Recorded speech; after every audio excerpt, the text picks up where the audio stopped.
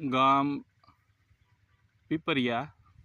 આ મગફળી તલીવાળાની હતી અને આ મગફળીની અંદર જે માનો કે પીડાશ પડતી હતી અને વિકાસ નહોતો થતો।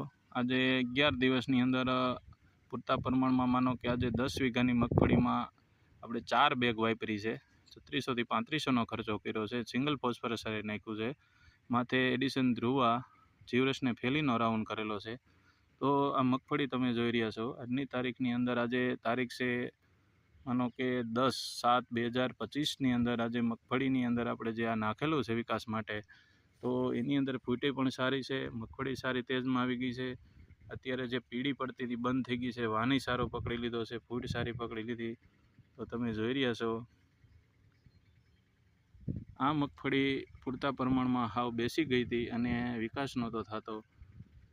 તો તમે જો પાંદે સાઈઝ સારી નીકળી, પાંદે પોળા પટ્ટે નીકળ્યા, તમે જોઈ રહ્યા છો એકદમ ક્લીન ને વાનમાં નીકળ્યા છે। વાને અને ફૂટ થળિયાની સારી નીકળી છે, જોઈ રહ્યા છો કલર એકદમ ક્લીન થઈ ગયો છે। તો જે જેડ બ્લેકનો દાણાદાર આપણે માનો કે જેની અંદર બેક્ટેરિયા પણ આવે છે, ટ્રાઇકોડર્મા અને રાઇઝોબેક્ટેરિયા આવે છે, જમીનને ભરભરી કરે, 7ના પીએસમાં લઈ જાય છે। પાણી વધી ગયું, સાર, કાળી ફૂગ, સફેદ ફૂગના પ્રશ્ન બધાય મગફળીમાં, કપાસ બેસી ગયો હોય, પીળો પડતો હોય અથવા સારો હોય, 5 વીઘે 1 બેગ વાપરો તો 900 રૂપિયાથી આસપાસ ખર્ચો છે। એમાં કોઈ ખર્ચો લાંબો નથી, પણ પૂરતા પ્રમાણમાં ફાયદો થાય છે। ને આ મગફળી વાન તમે જો, વિકાસ તમે જો, સાઈડની ડાળો એવી સરસ નીકળવા માંડી, પાનની સાઈઝ સારી નીકળવા માંડી, જો એક ધારો વિકાસ છે। તો આ વસ્તુ વાપરવાથી 100% ફાયદો થાય છે।